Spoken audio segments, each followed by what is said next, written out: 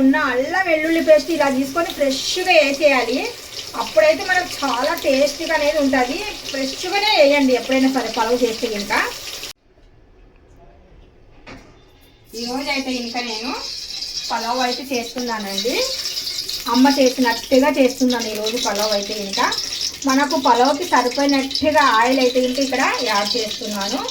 అల్లం వెల్లుల్లి పేస్ట్ ఫ్రెష్గా ఉన్న దాంట్లోనే నేను ఇక్కడ కొత్తిమీర అయితే ఇంకా వేస్తున్నాను. మనము పలావ్ అంటే కొత్తిమీర అలాగ లీవ్స్ లాగా వేయకుండా గ్రైండ్ చేసి పేస్ట్ చేస్తేనే సూపర్గా ఉంటుంది. అందుకనేసి నేను ఎప్పుడు అలాగే చేస్తాను.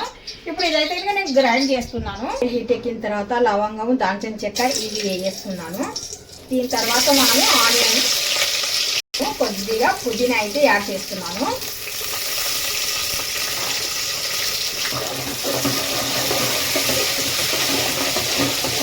మనకు ఆనియన్ కొద్దిగా మంచి బ్రౌన్ కలర్ వచ్చింది అనుకోండి, పలావ్ అనేది చాలా టేస్టీగా ఉంటుంది. కలర్ కూడా చాలా బాగుంటుంది. చిన్న చిన్న టిప్స్ పాటించుకోవాలి అంతే.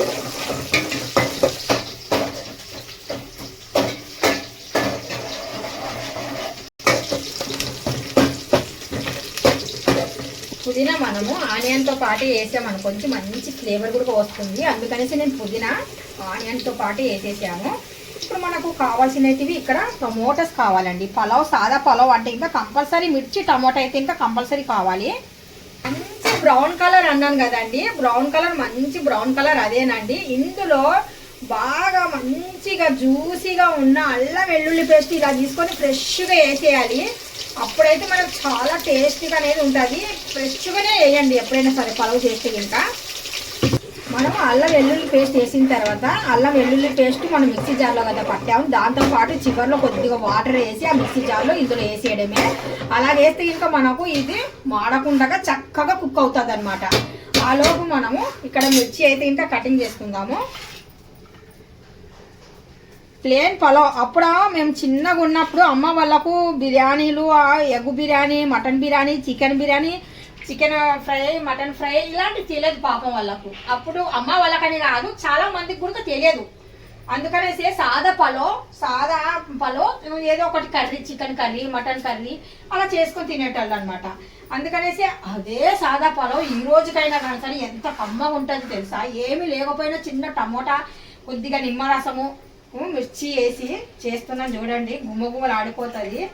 ఇప్పుడు సాదా అంటే చాలా సాదా. నేను ఇంతకుముందు రాయలసీమ పలావ్ దాల్చని పెట్టానండి. చాలా అంటే చాలా మంది బాగా నాకు అంటే లైక్లు చేయడం అయినా కానీ సరే, షేర్ చేయడం కూడా చాలా బాగా చేశారు. అంటే ఇంకా వాళ్ళకి అంత తెగ నచ్చింది అనమాట. రాయలసీమ పలావ్ దాల్చని పెట్టాను. చాలా అంటే చాలా బాగా నచ్చింది. ఇందులో అయితే కనుక ఈ పౌడర్ ఏం పౌడర్ అంటే దాల్చిన చెక్క, లవంగాలు, మిరియాలు, ధనియాలు ఇవన్నీ వేసి నేను కొద్దిగా స్టార్ ఫ్లవర్ ఉంటుంది కదా, ఇవి మసాలాలల్లా బిర్యానీ మసాలాలు మొత్తానికి ఇప్పుడు ఇందులో మనం కొద్దిగా యాడ్ చేద్దాము. పలావ్లో కంపల్సరీ కొద్దిగా పొడుగుగా అంటే ఇంకా మనం దంచకుండా 2-3 దాల్చిన చెక్క, 2 లవంగాలు అలా వేస్తాం కదా, కొద్దిగా పౌడర్ కూడా ఇలా వేసామనుకోండి పలావ్ ఒక లెవెల్లో ఉంటుంది అనమాట. అందుకనేసి ఎప్పుడైనా కానీ సరే అవి వేసినా కొద్దిగా పౌడర్ అనేది వేయాలి. అల్లం వెల్లుల్లి పేస్ట్ ఇది కూడా ఇక్కడ ఒక్క పాయింట్ గమనించండి. అల్లం వెల్లుల్లి పేస్ట్, కొత్తిమీర 3 మనము మంచి ఫ్లేవర్ రావాలనుకుంటే కనుక మిక్సింగ్ చేసి మనం ఇక్కడ వేసామన్నమాట. వేసి బాగా ఇందులో పచ్చివాసన పోయేంత వరకు బాగా వేగాలి. అంటే ఇంకా మంచి గ్రీన్ ఉండిందల్లా లైట్ గ్రీన్ వచ్చేంత వరకు దీనికి బాగా ఫ్రై చేయాలి. మరి ఎక్కువ కాకుండా కొద్దిగా ఈ కలర్ ఉంటే ఇంకా చాలండి మనకు. చూస్తున్నారు కదా నేను వేసినప్పుడు ఏ కలర్ ఉందో మీరు బాగా గమనించండి. ఇప్పుడు కొద్దిగా తగ్గింది కదా కలరు. మాడకుండా ఈ మసాలాలు అంటే మనం ఇలా చూసేలోపు కొద్ది ప్లేట్ మూసి అలా చూసేలోపు కొద్దిగా ఫాస్ట్గా మాడిపోతాయి. ఈ మసాలాలు మాడిపోయినాయి అనుకోండి, పలావ్ అయినా కానీ సరే, బిర్యానీ అయినా ఏవైనా కానీ సరే అంత టేస్ట్ ఉండవు, మాడి వాసననే వస్తాయి.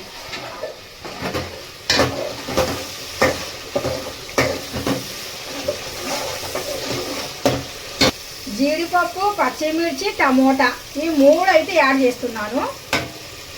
దీంతో పాటు బాగా మంచి ఫ్లేవర్ ఇచ్చే కసూరి మేతి. మనం కొద్దిగా పచ్చివాసన ఇవి టమోటా, జీడిపప్పు కొద్దిగా వేగాలి.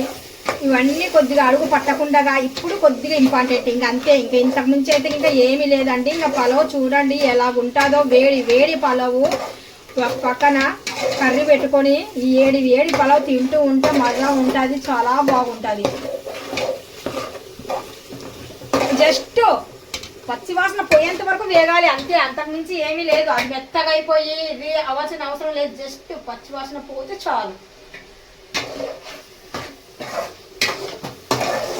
చివరి వరకు మీరు చూస్తూనే ఉండండి. రైస్ ఎంత స్మూతీగా అసలు ఎలా ఉంటుందో చూడండి, చాలా అంటే చాలా బాగుంటుంది. ఇంకా నేను ఇందులో వేసే ఐటమ్స్ ఇంకా 2-3 ఉన్నాయి. అవి ఏంటిది అనేది మీరు మిస్ అవ్వకండి. మిస్ అవుతే ఇంకా పలావ్ అనేది కుదరదు నీట్గా.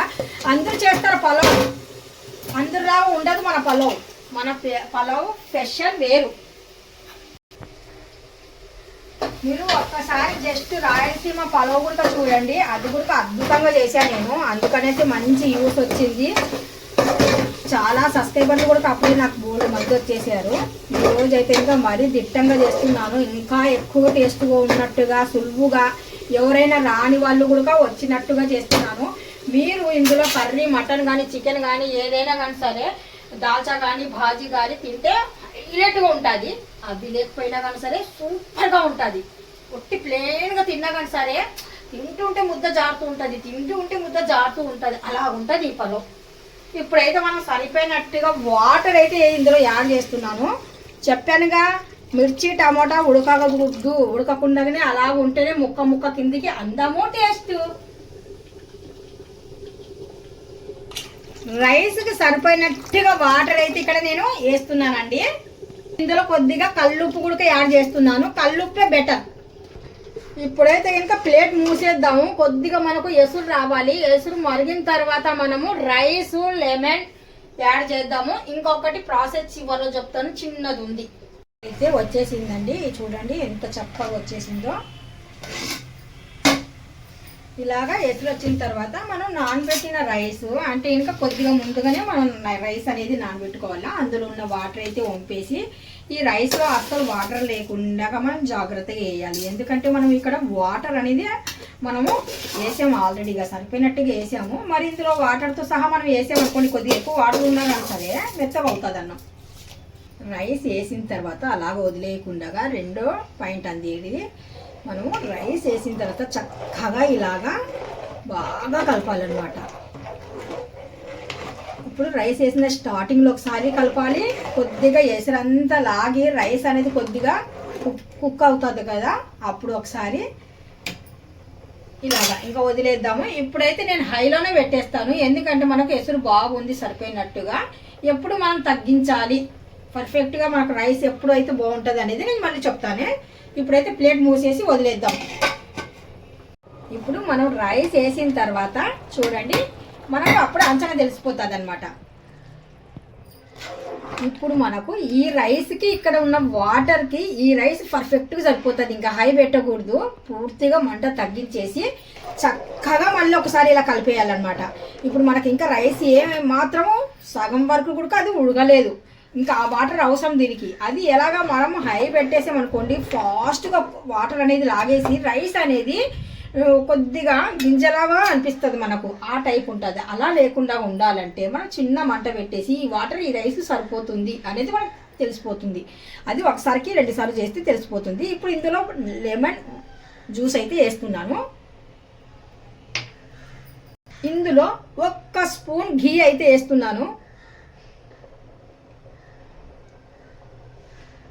ఇలాగనేయండి స్పూన్తో పాటు అంత బాగా చూడండి ఎంత చక్కగా కరిగిపోతుందో. మీకు ముద్దలాగా ఉన్న ఏమి ఇబ్బంది లేదు. అలాగే సెంటర్ పార్ట్ వేయండి, మొత్తానికి గిన్నె ఎలడుపుగా అయిపోతుంది. మంచి సువాసన పైనుండి వచ్చేసి రైస్ అనేది ఎలా ఉంటుంది అంటే స్మూత్గా ఉంటుంది అనమాట. ఘీ వేస్తే చాలా స్మూత్గా ఉంటుంది. ఇప్పుడు ఒక్కసారి మళ్ళీ ఘీని లెమన్ జ్యూస్ని వేసి అలాగ వదిలేకుండా ఒక్కసారి చక్కగా కలిపేయండి. మంట అయితే అస్సలు ఏమాత్రము పెంచకండి. మనకి రైస్ ఇది కరెక్ట్గా పర్ఫెక్ట్గా రావాలి. వావ్, ఎక్సలెంట్ కదా రైసు, మంచి గ్రీన్గా చాలా బాగుంది కదా. ఇప్పుడు ఇంకా దమ్ చేద్దాము. దమ్కి వదిలేసి ఇంకా తర్వాత పూర్తిగా ఉడికిన తర్వాత చూద్దాం, సరేనా? ఇప్పుడైతే చూసేద్దామా. మనం పలావ్ చేసాం కదా, ఇంకా ఆల్మోస్ట్ అయిపోయింది. ఇప్పుడు ఎలా ఉందో చూద్దాము. ఇలాగా పొగలు వచ్చేస్తుంది మనకు. అప్పుడు రైస్ అనేది పర్ఫెక్ట్గా దమ్ అయిపోయింది అంటే. ఇప్పుడు చూడండి మనము రైస్ గింజ బాగా ఏర్పడింది. మనం వేసిన ఎసురు వాటరు రైస్కి సరిపోయినట్టుగా వేసి మంచి మసాలాలతో చేసాము. ఇందులో కర్రీ లేకపోయినా కానీ సరే ప్లేట్లో వేసుకుని వేడిగా అలా తింటూ ఉంటే దేంతో పని లేదు, అంత చక్కగా ఉంటుంది, టేస్టీగా ఉంటుంది. మీకు ఈ వీడియో డెఫినెట్గా నచ్చే ఉంటుంది. నచ్చినట్టుగా అయితే చూసి వెళ్ళకండి ప్లీజ్. చిన్న లైక్ అయితే పెద్ద మనసుతో చేయండి. 10 మందికి యూట్యూబ్ అతను పుష్ చేస్తాడు. Thank you so much. అల్లా హాఫీజ్. అస్సలాము అలైకుం వరహమతుల్లాహి వబరకాతుహు. Bye bye. See you.